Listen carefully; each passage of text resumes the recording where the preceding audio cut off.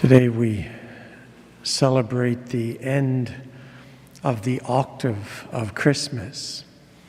Our gospel passage refers to that after 8 days had passed. For the Jewish people, the first 8 days of one's life was a very important time. The 8th day, when the same day of the week came around for the second time after birth.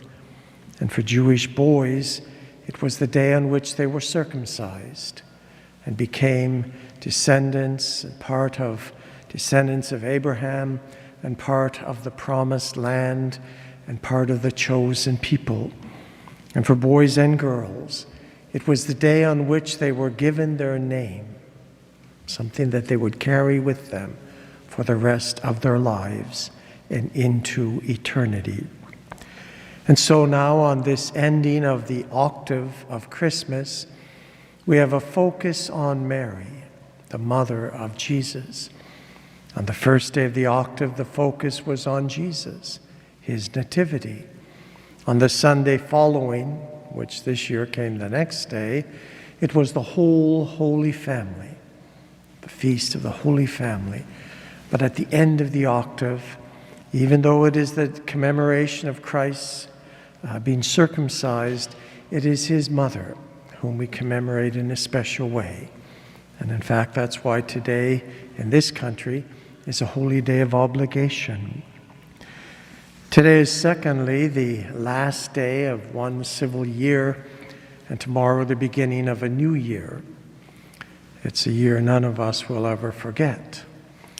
And yet, we take the years as they come to us. We deal with them as best we can. And so at the end of this year, probably with less festivity than normal, we still should look back at the blessings of the past year. For starters, we're still here. That's something to be grateful for. And we also look ahead, and we ask God's blessing upon us as individuals, as families, as a community, as a province, as a nation, and as a people inhabiting this earth.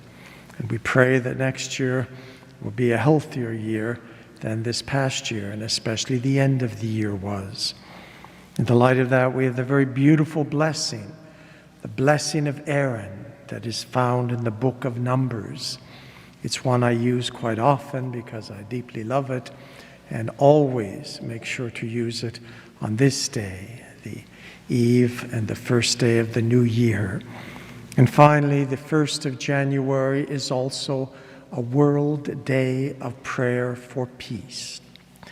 We know our world, peace is always something that has to be struggled for and fought for, and that justice has to be a part of it. And so we continue to pray for peace in our world, and especially in those parts of our world which know a great lack of peace. That this will be at least a little bit better year for those places, and that God will continue to shower his peace through all of us onto all of his people.